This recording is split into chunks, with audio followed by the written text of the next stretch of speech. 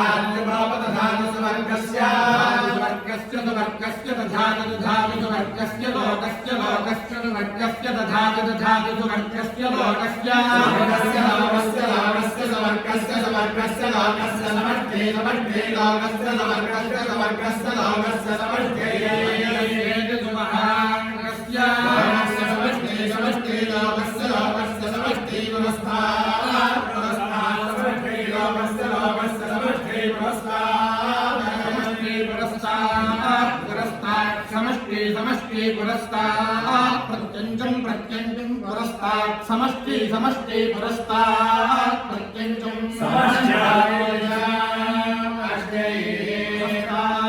प्रत्यञ्चं प्रत्यञ्चं पुरस्तात् पुरस्तात् प्रत्यञ्चमुपोप प्रत्यञ्चं पुरस्तात् पुरस्तात् प्रत्यञ्चमुप प्रत्यञ्चमुप प्रत्यञ्चं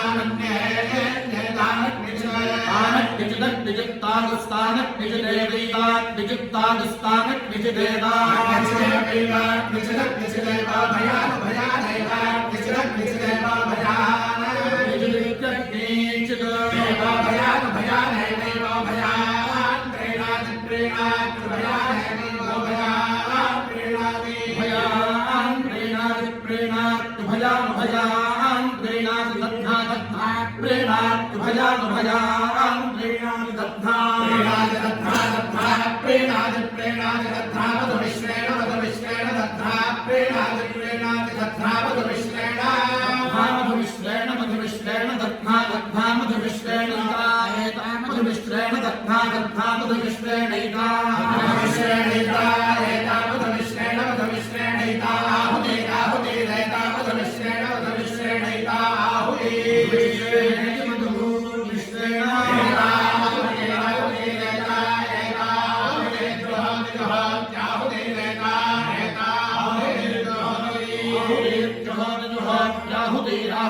जुहोति भागधेयेन भागधेयेन जुहोत्याहुते राहुते जुहोति भागधेयेन भागधेयेन भागधेयेन जुहोति जुहोति भागधेयेनैव भागधेयेन जुहोति जुहोति भागधेयेनैव भागधेयेनैव भागधेयेन भागधेयेनैव नानेनानैव भागधेयेन भागधेयेनैव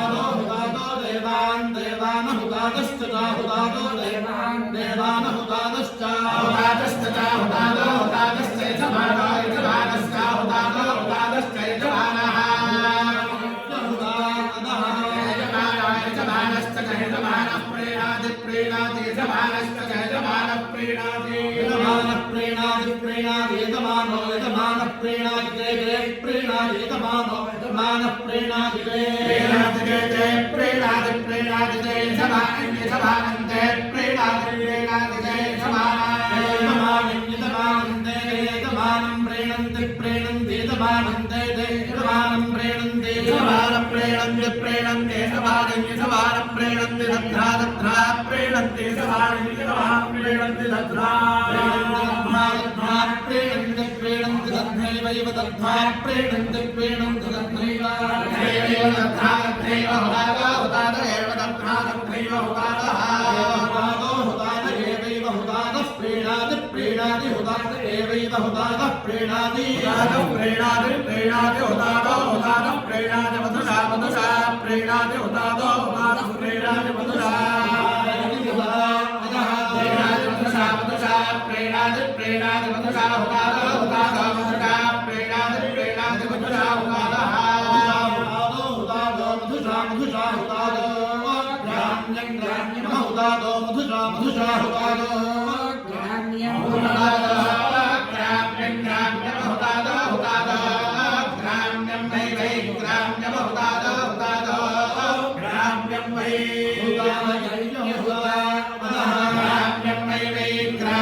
ग्राम्यं वा एतदेतद्वै ग्राम्यं ग्राम्यं वा एतदेतद्वै वा एतदन्नमन्नमेतद्वै वा एतदन्नं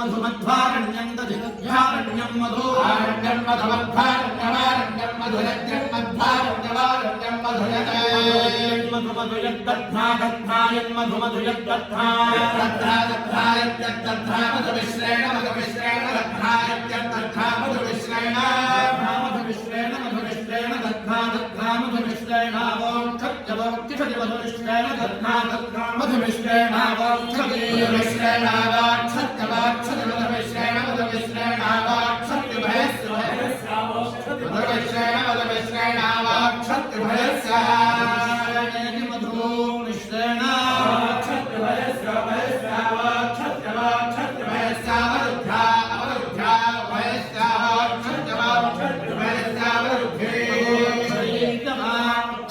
भयस्य अवरुद्धा अवरुद्धा भयस्य भयस्य अवरुद्धे प्रवृत्तिना प्रवृत्तिना अवरुद्धा भयस्य भयस्य अवरुद्धे प्रवृत्तिना अवरुद्धे प्रवृत्तिना प्रवृत्तिना अवरुद्धा अवरुद्धे प्रवृत्तिना प्रवृत्तिना अवरुद्धा अवरुद्धे प्रवृत्तिना अवरुद्धा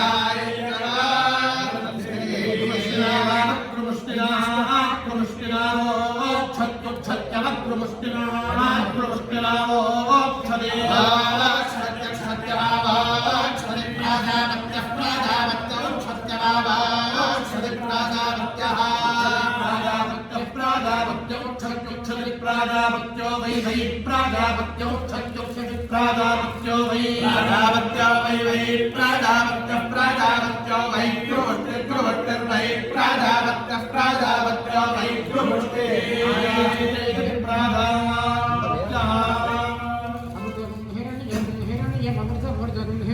प्राणेषु प्राणेषु हिरण्यमृतमृतं हिरण्यं प्राणेषु प्राणेषु प्राणेषु हिरण्यं प्राणेषु प्राणेषु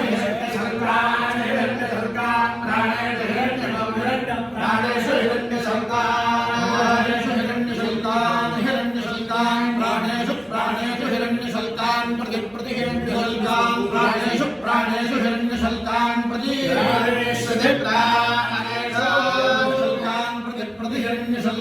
हिरण्यशल्कान् प्रत्यस्य प्रति हिरण्यशल्कान् हिरण्यशल्कान् प्रत्यस्य हिरण्यशल्कान्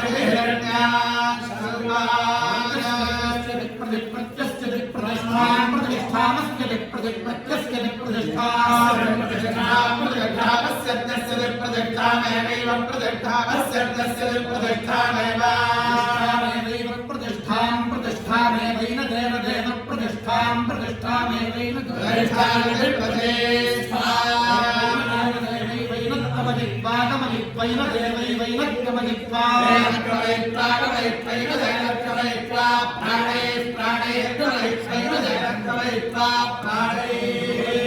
प्राणे प्राणे गमयित्वा गमयित्वा प्राणे सं प्राणे गमयित्वा गमयित्वा प्राणे सं प्राणे प्राणे समर्थयत्य प्राणे प्राणे समर्थयते प्राणे समर्थयत्य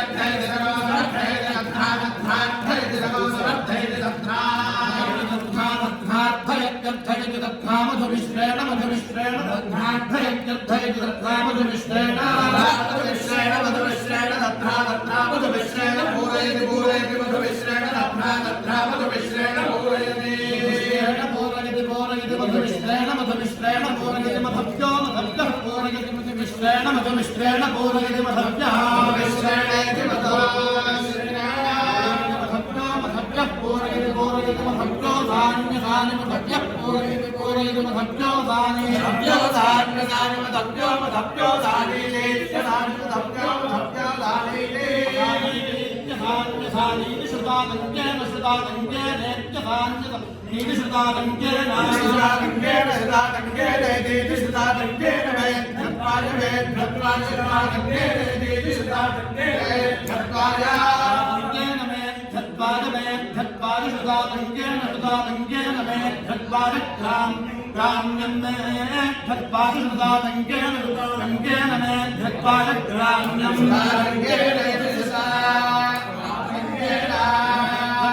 ग्राम्यं ग्राम्यं मे धत्वाय ग्राम्यं वै ग्राम्यं मे धत्वाय ग्राम्यं वै धत्वाय मे ग्राम्यं वायतदेतद्वै ग्राम्यं वायतद्वै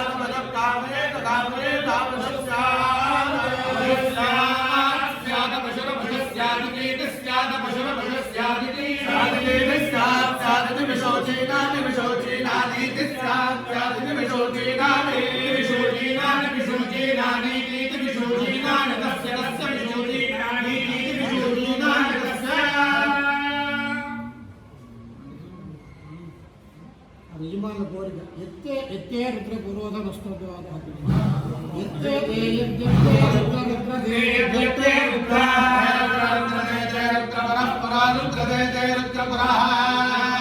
రుద్ర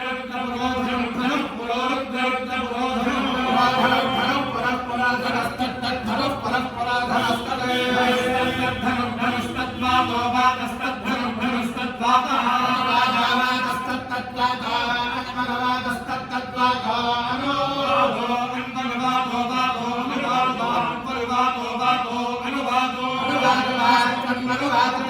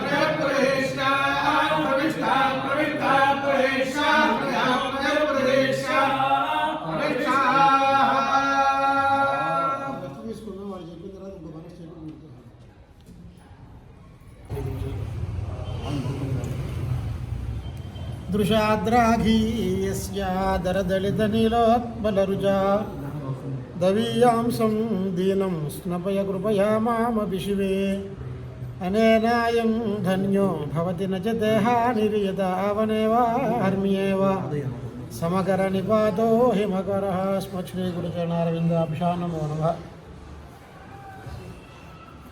పెద్దలందరూ అనేక విషయాలు చెప్పారు. ఇది కొత్తగా చెప్పేదంటే ఏమీ లేదు. అన్ని లోకాల్లోకి భూలోకం చాలా గొప్పది. ఎందుకని అంటే ఏ లోకంలోకి వెళ్ళాలన్నా కూడా ఈ లోకంలో కర్మానుష్ఠానం చేసుకుంటేనే మిగిలిన లోకాలు లభిస్తాయి. మిగిలిన లోకాల్లో కర్మానుష్ఠానం అంటే ఈ లోకంలో కర్మానుష్ఠానం విశేషం. అందువల్ల వారు చెప్పినట్టు ఇంత ఈ భూలోకంలో పుట్టడం విశేషం, భరతవర్షంలో పుట్టడం ఇంకే విశేషం. ఇంకో విషయం ఏంటంటే కలియుగంలో పుట్టడం కూడా ఒక విశేషమే. ఎందుకని అంటే వ్యాసుల వారు చెప్తారు, కలిస్సాధు కలిస్సాధు కలిస్సాధు అని. ఎందుకంటే నామస్మరణ ధన్యోపాయం నహి పశ్యాము భవతరణే అని చెప్తారు. అత్యంత తేలిగ్గా మోక్షం పొందేటటువంటి యుగం ఏమిటి అంటే కలియుగం. ఎందువలన అంటే నామస్మరణ వలననే అన్నీ కూడా సిద్ధిస్తాయి. దాని నుంచి వాళ్ళు చెప్పినటువంటి వేదాధ్యయనం, తర్వాత తదర్థ జ్ఞానం, ఏదో నిత్యమధేయతాం తజుదితం కర్మస్వనుష్ఠీయతామని, అవన్నీ చాలా కష్టసాధ్యాలు. ఎవరో 100కి 1% మాత్రమే చేయగలుగుతారు.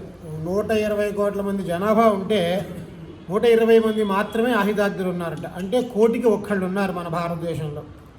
అంటే వాళ్ళకి మాత్రమే ఆ పుణ్యం ఉంది. అట్లాగే ఒక 2-3 వేల మంది ఉంటారు వేద పండితులు. అంత తక్కువ మంది ఉన్నారన్నమాట. అలా వేదం చదువుకుని అధ్యయనం చేసి అర్థజ్ఞానాన్ని బుద్ధిస్థమై తర్వాత దాన్ని అనుష్ఠాన రూపంలో పెట్టడం అనేటటువంటిది ఎన్నో పూర్వజన్మల సుకృతం ఉంటే కానీ లభించదు. అటువంటి వారు ఇవాళ మనకి విష్ణుభట్ల ఆంజనేయ చైన్లు గారు, విష్ణుభట్ల శ్రీరామచంద్ర పౌండరీక యాదవ్ గారు, వారి తరంలో యజ్ఞనారాయణ శర్మ ఈ పిల్లవాడు, వాళ్ళందరూ కూడా వాళ్ళ పనులు వాళ్ళు చేసుకుంటూ వాళ్ళు ఉండవచ్చు. కానీ దీని ద్వారా ముక్తి వస్తుంది.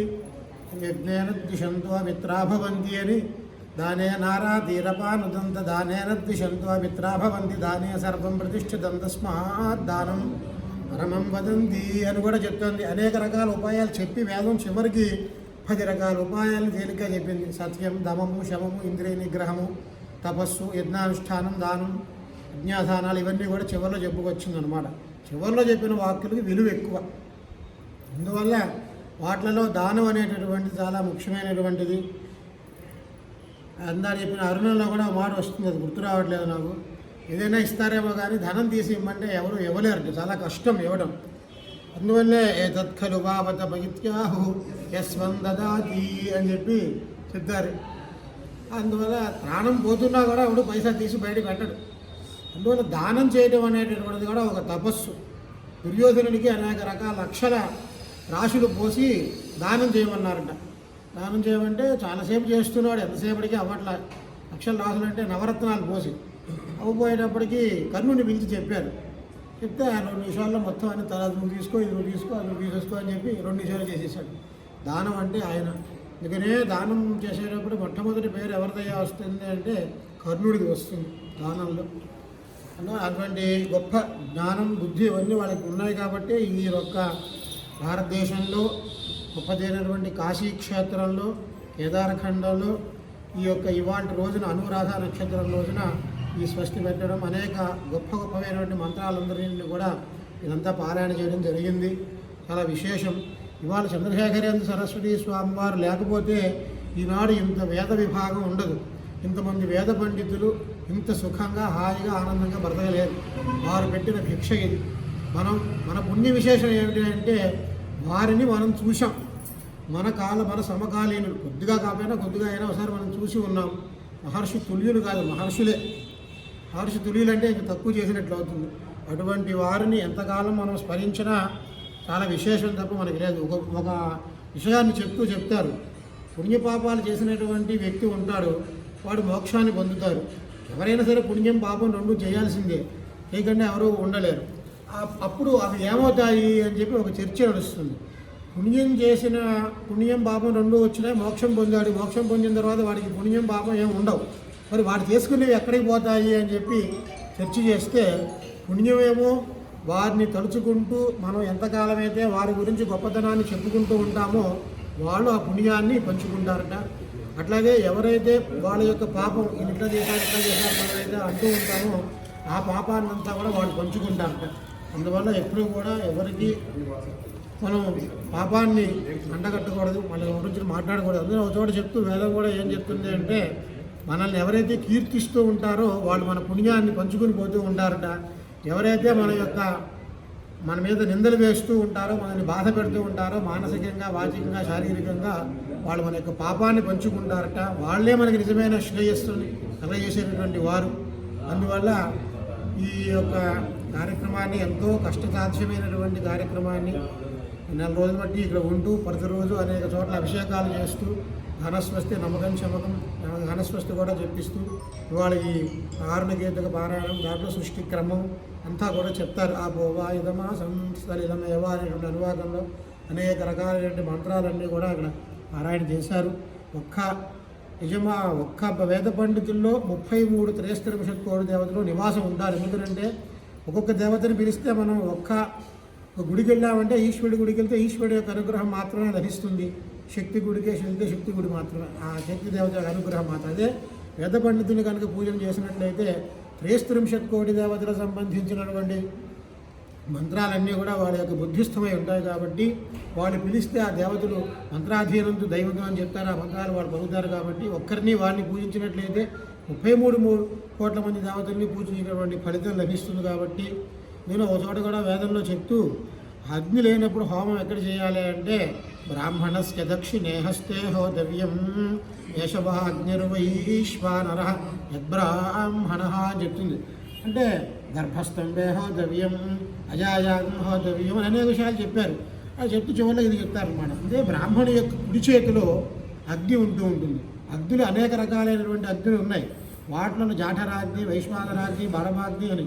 వాళ్ళలో వైశ్వానరాగ్ని ఉంటారు వాళ్ళ యొక్క శరీరంలో, చేతిలో. ఎందుకని అంటే విశ్వేశాన్నరానాం హితకారి, సమస్త దేవతలకి సమస్త నరులకి హితాన్ని చేసేటటువంటి అగ్ని వైశ్వానరాగ్ని. అటువంటి బ్రాహ్మణుడు ఆ యొక్క స్వరూపం. కాబట్టి అటువంటి వాళ్ళు తీసుకొచ్చి 4 వేదాలు, అన్ని శాఖలు, రామాయణీయ శాఖ, కౌసుమ శాఖ, శాకల శాఖ, మాధ్యందిన శాఖ, తైత్తిరీయ శాఖ, కాణ్వ శాఖ, ఇట్లా అనేక రకాలైనటువంటి వేదవన్నీ మనకి లభించవు మన ఆంధ్రదేశంలో. ఇది కాశీ అంటే విద్యా నిలయం, ఇది మోక్షధామం. ఇక్కడ అన్నీ ఉంటాయి. ఇక్కడ లేదంటూ ఏదీ ఉండదు. ఎది హాస్తి తదన్యత్ర ఎన్నే హాస్తి నతత్వచితని భారతంలో వ్యాసుల వారు ప్రసిద్ధి చేసినట్టుగా కాశీలో లేదంటూ ఏముండదు. కాబట్టి అటువంటి పరమ పవిత్రమైనటువంటి క్షేత్రంలో ఇవాళ ఈ యొక్క కార్యక్రమం జరిగింది. కాబట్టి దీనికి సహకరించినటువంటి వారందరికీ కూడా ఆ విశ్వేశ్వరుడు ఆయురారోగ్య ఐశ్వర్యాన్ని ప్రసాదించాలని ప్రార్థిస్తూ స్వస్తి. హర నమః పార్వతీపతయే హర హర మహాదేవ. పరమాచార్య స్వామి వారి దివ్య అనుగ్రహంతో శ్రీ రామాయణ నవాన్నిక జ్ఞానయజ్ఞ ట్రస్ట్, శ్రీకృష్ణ యజుర్వేద ఏకాదశి స్వస్తి సంఘం, శ్రీ చంద్రశేఖర్ గురుపాదుకా పీఠం అనేటువంటి ఒక 3 సంస్థల ద్వారా యావత్ భారతదేశంలో అనేక ధార్మిక కార్యక్రమాలు నిరంతరం నడుస్తూ 21 సంవత్సరాల నుంచి అవిచ్ఛిన్నంగా నిరంతరం అనేక ధార్మిక కార్యక్రమాలు నడుస్తున్నాయి. పరమాచార్య స్వామి వారి 100వ జయంతి సందర్భంగా ఆ ట్రస్ట్ ఏర్పాటు చేయడం జరిగింది. అప్పటి నుంచి కూడా మా నాన్నగారు విష్ణుభట్ల ఆంజనేయ చైన్లు గారు, మా తాతగారు విష్ణుభట్ల శ్రీరామచంద్ర పౌండ్రీకేజులు గారు, వారి అనుగ్రహంతో మా నాన్నగారు యావత్ భారతదేశంలో అనేక చోట్ల భాగవత సప్తాహాలు ఇత్యాది అనేక ధార్మిక కార్యక్రమాలు నిరంతరం నడుస్తూ ఉంటాయి. అందులో భాగంగా కార్తీక మాసంలో ఇక్కడ ఈశ్వర ఆరాధన చెయ్యాలి అనేటువంటి సంకల్పంతో ఈ కార్యక్రమం అది నిర్వహించడం జరుగుతోంది.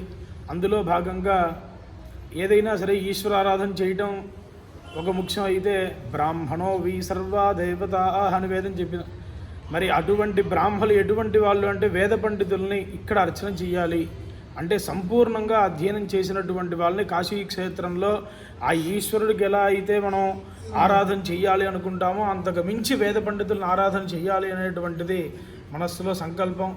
అందుకనే మన రుద్ర ఘనస్వస్తి అది జరిగింది. ఈ రోజున కూడా ఎందుకంటే పరమాచార్య స్వామి వారి అనుగ్రహం లేకపోతే ఏ ఒక్క కార్యక్రమం కూడా జరగడానికి అవకాశం లేదు. మరి లేకపోతే ఇన్ని సంవత్సరాల నుంచి అన్ని కార్యక్రమాలు ఏది సంకల్పించినా అది ఎన్ని కోట్ల రూపాయల కార్యక్రమం అయినా తృణప్రాయంగా ఆ కార్యక్రమం మరి ఆ పరమాచార్య స్వామి వారి అనుగ్రహంతో అట్లా నిర్విఘ్నంగా అన్ని కార్యక్రమాలు జరుగుతున్నాయి.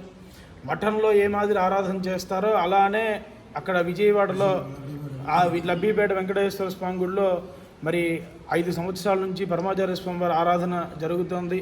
అందుకు 33 మంది బ్రాహ్మణులతో మఠంలో ఎట్లా అయితే అందరికీ దక్షిణ అది అంతా ఎట్లా అయితే చేస్తారో అదే మాదిరిగా ఆరాధన జరుగుతోంది. ఈ సంవత్సరం కూడా మరి అందరి వేద పండితులు అందరి అనుగ్రహంతో అట్లా నిర్విఘ్నంగా ఆరాధనోత్సవం కూడా జరగాలి. అట్లాగే స్వామివారి జయంతి ఉత్సవాలు కూడా ప్రతి ఒక్కొక్కసారి ఒక్కొక్క ఊళ్ళో అనేక చోట్ల నడుస్తూ ఉంటాయి. ప్రతి అంశం కూడా ఇంట్లో స్వస్తి అది నడుస్తుంటుంది. నిత్యాన్నదానం ఒకటి నడుస్తుంది. అన్ని కార్యక్రమాలు కూడా నిర్విఘ్నంగా పరిసమాప్తి కావాలి. ఇంకా అనేక ధార్మిక కార్యక్రమాలు జరుగుతూ ఉండాలి. ఈ కార్యక్రమాలన్నిటికీ కూడా సహకరించేటువంటి భక్తులందరికీ కూడా మరి ఆ పరమాచార్య స్వామివారి అనుగ్రహం, వేద పురుషుల అనుగ్రహం అందరికీ కూడా సంపూర్ణంగా ఉండాలి. లోకా సమస్తా సుఖినో భవంతు. అందరికీ కూడా ఇక్కడ కృష్ణ యజుర్వేదం, అందులో ప్రధానమైనటువంటి సంహిత, ఆ సంహిత 44 ప్రశ్నలు. ఆ 44 ప్రశ్నలకి సంబంధించి 4400 రూపాయలు అందరికీ కూడా దక్షిణ ఇవ్వాలనేటువంటిది సంకల్పం. అందరూ కూడా ఆశీర్వచనం చేయండి. ఇంకా ఉత్తరోత్తరాభివృద్ధిగా అనేక ధార్మిక కార్యక్రమాలు జరుగుతూ ఉండాలి. హర నమః పార్వతీపతయే.